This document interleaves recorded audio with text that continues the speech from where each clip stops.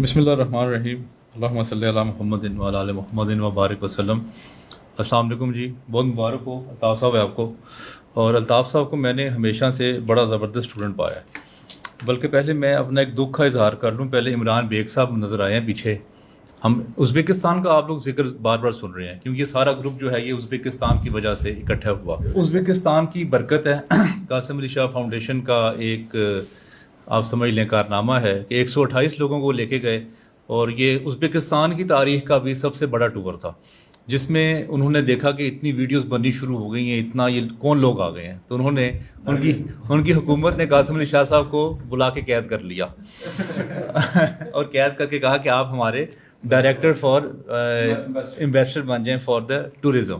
مستصر حسین تارڑ صاحب یہ کہتے ہیں جب بھی میں کہیں سفر کر کے آتا ہوں، واپس آتا ہوں تو اس سفر کو 6 مہینے جیتا ہوں، کیونکہ پھر میں اس پہ لکھتا ہوں، اس پہ بات کرتا ہوں، اس پہ گفتگو کرتا ہوں، اس پہ ٹی وی پروگرامز کرتا ہوں، تو میں نے جو سفر کیا ہوتا ہے نا تو مجھے اسی کا مزہ بار بار آنا شروع ہو جاتا ہے۔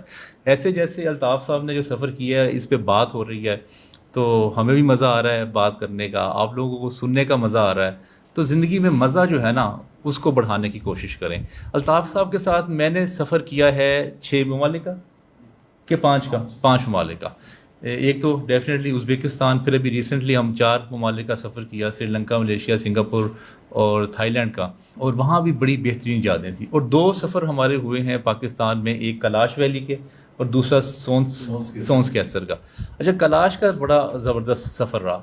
اچھا، جب مجھے پتہ چلتا ہے نا کسی ٹور میں، اگر میں نے کوئی لے کے ٹور جا رہا ہوں یا میں کسی ٹور میں ہوں، اگر مجھے پتہ چل جائے کہ الطاف صاحب ساتھ ہیں، تو میں کہتا ہوں بس اب مزہ آئے گا بات کرنے کا، کیونکہ الطاف صاحب از اے ویری گڈ لرنر۔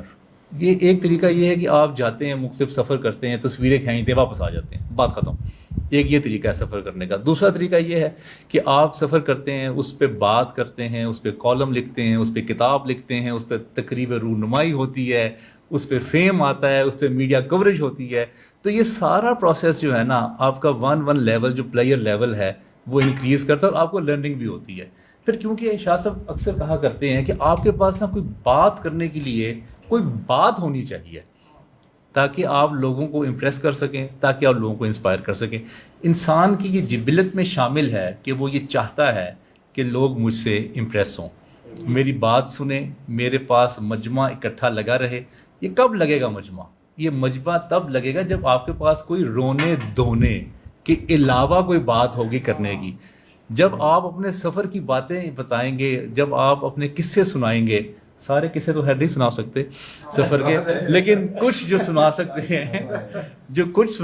ہیں، تو وہ جب آپ سناتے ہیں تو سننے والے کے دل میں پھر اشتعال پیدا ہوتا ہے کہ میں بھی سفر کروں، تو اس کی ایک نئی جرنی سٹارٹ ہو جاتی ہے۔ تو یہ ایک پورا پروسیس ہے، ایک پروسیس میں اگر آپ آئیں گے تو آپ کو بھی مزہ آتا رہے گا۔ اور ڈیفینیٹلی جو لوگ سفر کرتے ہیں ان کو میں نے زندگی میں زیادہ خوش دیکھا ہے، چاہے وہ لوکل سفر کریں، چاہے وہ انٹرنیشنل سفر کریں۔ عموماً ہم نے تقریباً 3 شہروں کا سفر کیا ہوتا ہے۔ ایک تو جہاں ہم پیدا ہوتے ہیں وہاں کا، دوسرا جہاں ہماری شادی ہوتی ہے، اور تیسرا ہنی مون کے لیے مری جاتے ہیں۔